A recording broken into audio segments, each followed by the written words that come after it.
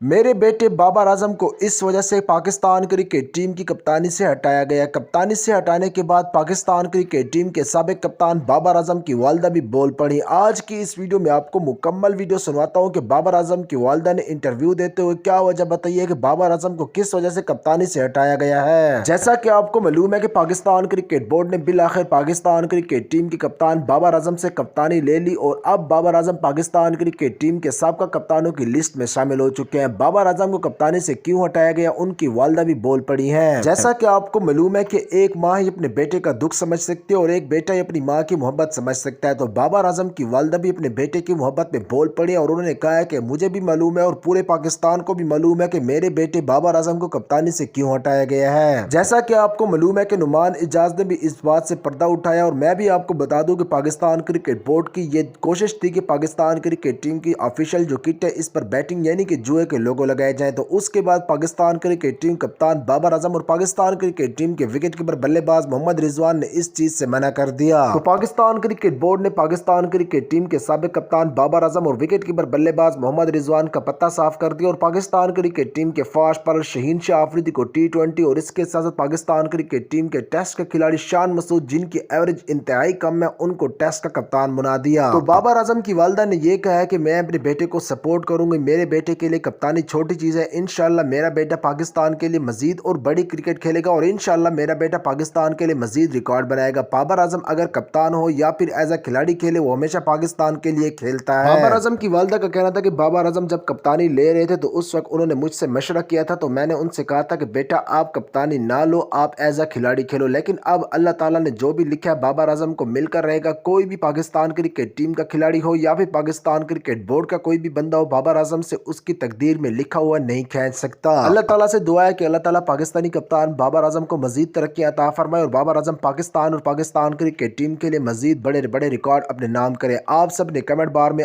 آمین لکھنا اور اس ویڈیو کو لائک کر کے چینل کو ضرور سبسکرائب کرنا ہے۔